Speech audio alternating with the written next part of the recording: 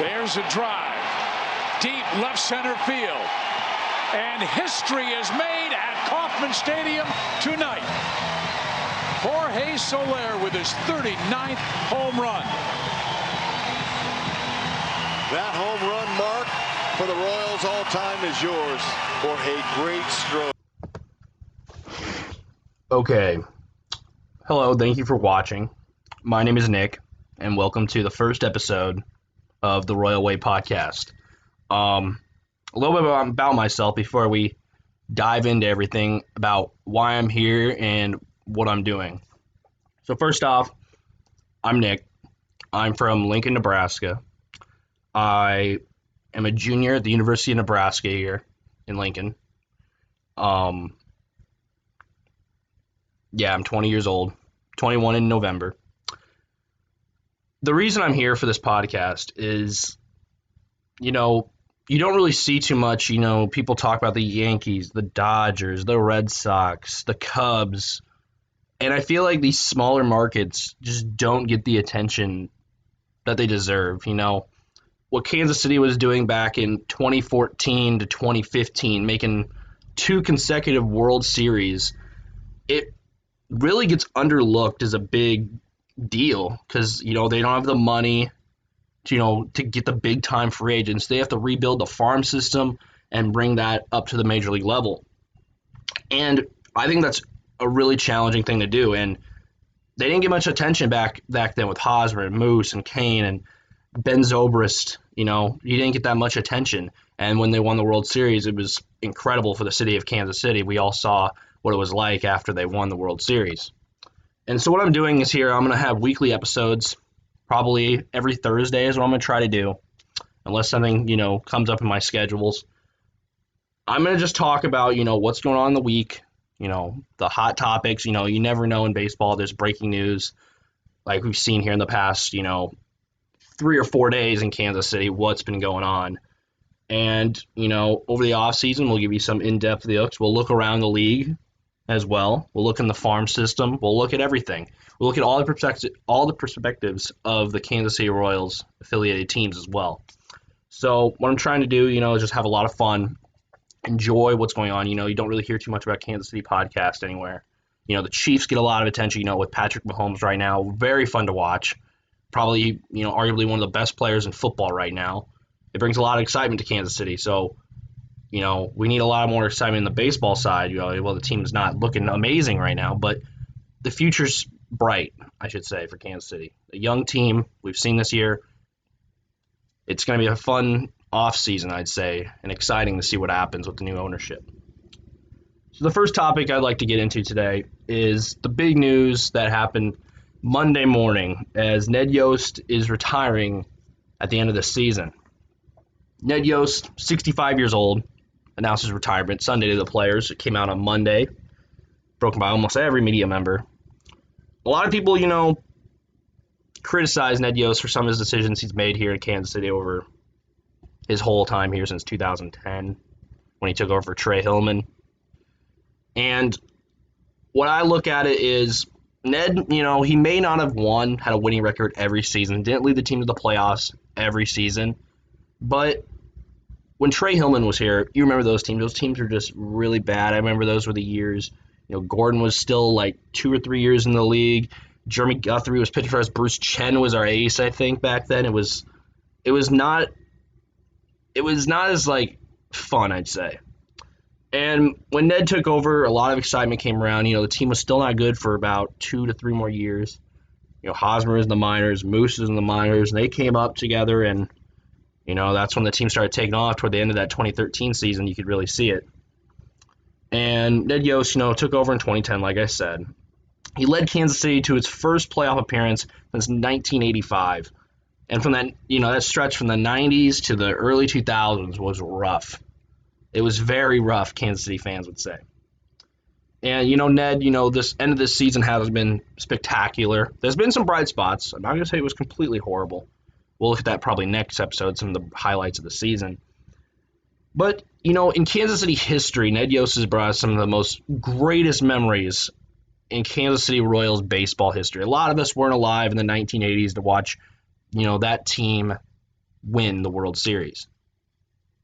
Way back when in the 80s. But, in that 2014 run, when they got the walk-off in the wild card game in Oakland, I think that's the game that really sparked it all. When Salvador Perez hit that one down the third base line, I think that really sparked it all. They had the speed of Gerard Dyson. We saw Terrence Gore even back then. We saw him this year as well. And, there's a lot of those names that are going to be stuck in our minds for the rest of our lives. Just falling in love with that team. They always were down and always had a fighting chance to come back into it at the end of the games and would somehow pull it off. The bullpen back then was amazing too. Greg Holland. They had Wade Davis, Kelvin Herrera. These names are just historically with Ned Yost, who Ned Yost coached. And, a lot of people are going to, dog on Ned Yost. He has had some, questionable decisions. We've seen a lot this year. It's been kind of, felt like this was coming. And I think he deserves to retire as a Royal. The guy, he's the longest tenured manager in Kansas City Royals history. He's the winningest manager as well. I would not be shocked if they would retire the number 3. He's probably the best manager Kansas City's ever had. I think it's been quite some time. There were some really bad managers in there. Ned's kind of turned it around, but the team's not putting out wins. But they are being very competitive in games, I'd say. Ned also said on Monday that he's had one summer off in his coaching career because he's been coaching baseball, his whole coaching career. And, the guy deserves it. The guy's been coaching for how long? And he coached the Brewers for a bit. I think, the guy deserves to retire, spend time with his family, watch some baseball. I guarantee he's still going to be watching. This is his life pretty much. And like he said, he wanted to be with family. And I totally respect that. The guys deserved it. So overall, I think this is a good time for Ned to retire. 65 years old, I said. And with the new ownership coming in, I think it's a good time, switch everything around. Thank you, Ned, for those special years in 2014 and 2015. Even though 2014 didn't end as well we wanted, we all knew we got to get back there, and that's what you did. It's very hard to do to get back to 2 straight World Series. I've seen the Dodgers have done it. We've done it, and I can't remember another time somebody else has done it in the recent memory in the last 10, 15 years. It's been kind of maybe the Yankees have done it. I can't think of it right off the top of my head. But, that's a special thing to do. 2 straight World Series, Ned Yost retiring, new ownership coming in. That's my next topic here. We're moving on to a new ownership with John Sherman. This is going to be interesting to say what we do. He's a Kansas City businessman. He's owned part of the Cleveland Indians for a while. And he loves Kansas City. And I just am very curious of how this offseason is going to play out with Kansas City. I wonder how willing he's going to be to spend money on free agents, how many trades we're going to do. With a new ownership, we could see more trades happen. And it's going to be interesting to see how he plays out the offseason this season. A lot of years, Kansas City kind of sits in the back, and they'll grab a couple guys who are pretty cheap. And we saw that this year. We had Billy Hamilton, Chris Owings, and neither of them made it through the team the whole season. And with the pitching staff, well, Brad Boxberger signed, Jake Diekman. Diekman got traded. Boxberger got DFA'd. These free agents were just bust. They did not help the team. They were cheap. Don't get me wrong. On paper, I was like, okay, let's see if these guys can do. Boxberger led the league in saves, a couple of years ago. And then he was a total dud coming into Kansas City, and it did not help the bullpen, and it did not start on the right foot for Kansas City. So, yeah, with the new ownership coming up, I'll talk more about it probably in another episode, but it's going to be interesting over this course of the next, after the postseason, who gets hired as a manager, who are they looking for in a manager, what players are they looking for, what trades are they looking for, and I think they're going to work with Dayton Moore. Dayton Moore's contract extension, it looks like that it's probably going to happen, which I'm fine with. The guy built the 2014-2015 teams, and they just need to hire a good manager and hope that, I've heard rumors like Mike Matheny, Pedro Grifol, Dale Swain, outside players. I've heard like Carlos Beltran or Moises Alou. I've heard all these names. I don't know which ones are true, which ones are not. We'll see in the next coming weeks toward when the season wraps up. Let Ned retire. Friday they're honoring him at the game. Depends what happens over the offseason. The offseason will be fun to see what this new ownership does. I think they take over on November 21st, which It's going to be interesting. It's kind of like that's when the new calendar year of baseball starts up. So we'll see how willing John Sherman is to spend money on players with the lack of money we have in a small market. Another topic I'd like to get to is the minor league teams winning titles this year. The minor league teams this year in Kansas City were very, very interesting. You don't see many minor league games on TV. I mean, they're all on MLB, the minor league TV. You got to buy a subscription. But some updates, we had the Advanced A-ball team, Williamton Blue Rocks. They won the Mills Cup, which is the championship of the Advanced A. They won the championship there, which is pretty impressive. The Single A Lexington Legends won their championship. The Advanced Rookie Ball Idaho Falls Chuckers won their championship. What a name. That's all I'm going to say. What a name. And the Rookie Ball, the Burlington Royals lost in the final. So four of the minor league affiliates, 3 of them taking home titles. There aren't some huge names prospects-wise in the minors right now, but there are a couple that have shined this year, and we're going to look at some of them here in a bit. But those, 4 teams in your minor league, you don't really see that too often. Maybe one of your minor league teams stacks, wins and goes to a championship, but 4 go to a championship, 3 out of the 4 take it all. And I find that really impressive. It's all the lower tier, like Single A, Advanced Rookie Ball. It's the bottom, excuse me. They're the bottom of your minor league affiliates, but there's a lot of young talent waiting in the lower tier minor league systems. They're all young, and that's the point of it. AAA, AA, they didn't have great seasons, but then you go to those smaller affiliates, they all had very good seasons. So we'll see what happens with them. We won't know who gets assigned where toward the end of spring training next year, but they'll be looking to compete for another championship, which is very exciting. What I was saying about minor league prospects, I brought 3 minor league prospects to the table here.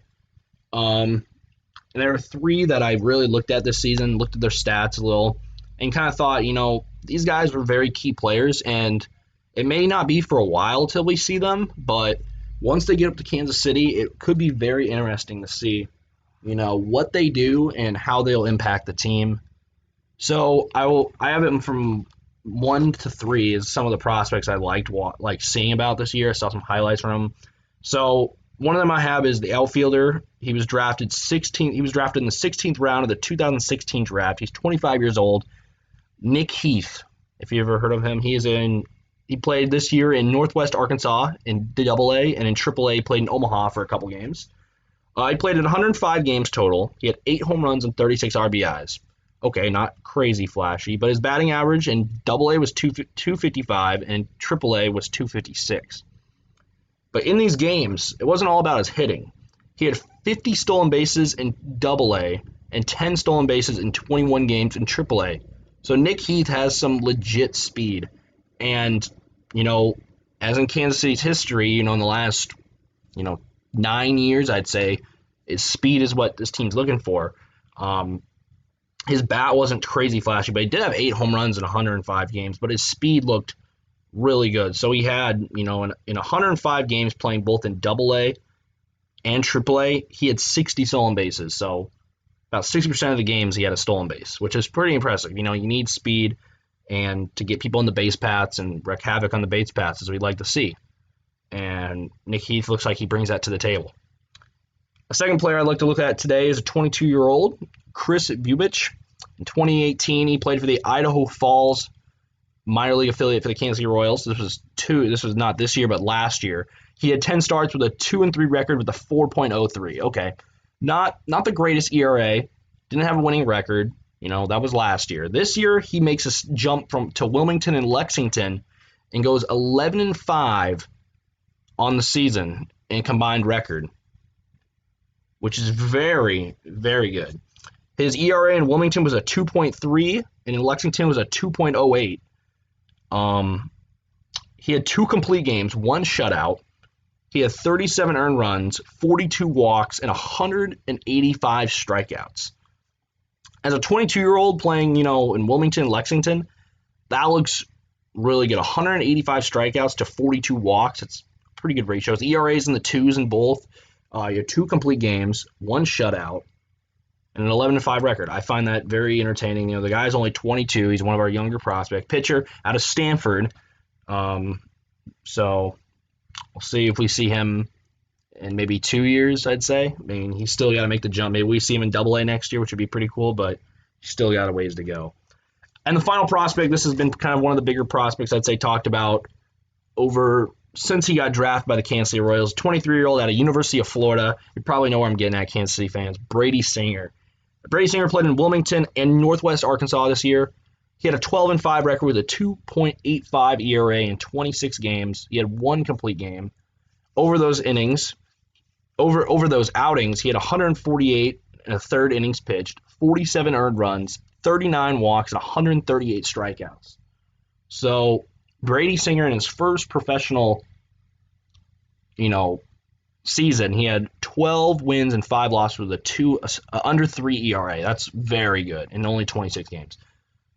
I think Brady, he is the future. Him and Jackson Kowar, maybe Chris Buich are the future of the pitching staff. If they keep, progressing through the minor leagues as quick as they are, I think, those 3 are going to be very big pitchers come, in a couple seasons. If, depends how fast they move through the minor league system.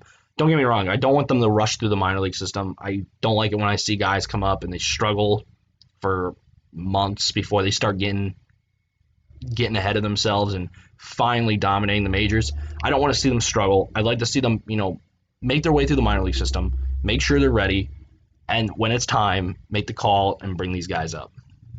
That's what I would do when they're ready. I don't want to rush them. That's all 3 of those guys. Keep them there until they're ready. All right, now in this segment, we got around the MLB. A big story, the big money-free offseason happened. And the free agents or, contract extension guys, 4 big names are not making the playoffs this year with big contracts. Mike Trout got a big contract this year from the Angels. Bryce Harper, the biggest free agent signing that took like 5 months to signed with the Phillies. He got eliminated by the Nationals. The Phillies not making the playoffs. Nolan Arenado, big contract extension with the Colorado Rockies, not in the playoffs. Manny Machado signs with the Padres, fired their manager, did not make the playoffs. Those 4 got some of the biggest paid baseball players on the planet, and their teams could not make the playoffs. So, that just happens, I guess. And jokes on them for signing a big contract because, they didn't make the playoffs. They're making the money though, but those 4 are not going to be in the playoffs this year, which is pretty shocking because everyone thinks Mike Trout. He's out for the year right now. Bryce Harper, everyone thinks Bryce Harper, the Phillies didn't have a great season. Nolan Arenado, the Rockies, terrible season. Padres, another terrible season. Those 4 guys will be left out of the playoffs this year. Kansas City has an off day today. They played the Braves last night. They lost 10-2. I'm not completely mad about losing to the Braves 1 game. We took 3 out of 4 from a 90-plus win team that's going to finish second in the National League behind the Dodgers. 3 out of 4 from them is very impressive from a team that's lost over 100 games. And, we beat them. The Royals finish out the season this Friday, Saturday, and Sunday against the team that just clinched the AL Central and the Minnesota Twins. They will play Friday, Saturday, and Sunday. The probable starting pitchers are Eric Skoglund taking on Jose Barrios, Glenn Sparkman on Saturday versus Martin Perez, and on Sunday, in the final game of the season, will be Jorge Lopez versus Jake Odorizzi, a former guy in the Royals affiliate for a while. So those are your final 3 games of the season. I'd like to win the game on Sunday and finish with a win. I mean, we're playing the Twins, who may be resting guys, knowing that they are already in the playoffs. But, they're still a really good team. You can't take them lightly. I'd like to win this final series, get out with a win, finish strong. I'd like to see it for Ned. Maybe Alex Gordon. We could be seeing the last of Alex Gordon as a Royal. He could be retiring at the end of the year. And I wouldn't be shocked if he did. There's a lot of changes coming in the next couple of months for Kansas City, and it's going to be an interesting time. We'll see how many guys return, how many guys will be shipped away, how many guys will be released, what the management does, who the new manager is going to be. It's going to be an interesting time, and in Kansas City for sure. All right, that's it for this week's show. For next week's recap, I will recap the 2019 season, the highs and the lows. So what are the positives and negatives coming out of this season? Who are candidates for next year's managers for the Kansas City Royals? I've already gone through a few names, but I haven't really gone in depth of who has a chance, who has a legit chance to become a manager. Some stats from the Royals this year. My hitter and pitcher of the year.